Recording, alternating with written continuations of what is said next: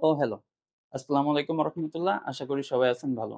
এই জায়গার মধ্যে নতুন আরেকটি অঙ্ক নিয়ে আসছি। সেটা হচ্ছে পিতা এবং পুত্রের বয়সের অঙ্ক। তাই একটু প্রশ্নটা পড়ি।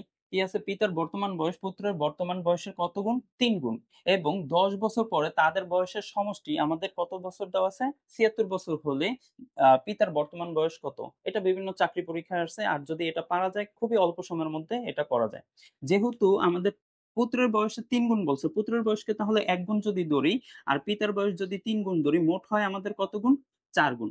যেহেতু বলছে ১০ বছর পর, তাহলে ছেলের বয়সও ১০ বছর বাড়বে। পিতার বয়সও কি হবে? ১০ বছর বাড়বে। তাহলে মোট ২০ বছর বেড়ে গেছে। তাই আমরা যদি ৭৬ থেকে বিয়োগ ২০ বছর করি, তাহলে আমাদের হচ্ছে কত? ৫৬ বছর। তাই ৫৬ বছরকে যদি আমরা ৪ দ্বারা ভাগ করি, তাহলে আমাদের কত হয়?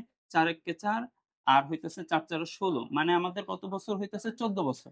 যেহেতু বলছে পিতার বয়স কত? আর পিতার বয়স তো বলছে ৩ গুণ। সেই কারণে এটাকে যদি ৩ দ্বারা গুণ করি তাহলে হয় আমাদের কত? ৪২ বছর। তাহলে এই হইছে আমাদের ৪২ বছর। খুবই সহজে করা যায়। তাহলে আপনারা এই ২ নাম্বার অঙ্কটা করে দেখাবেন। আশা করি করে দেখাবেন ইনশাআল্লাহ। ভালো থাকবেন, সুস্থ থাকবেন। আসসালামু আলাইকুম।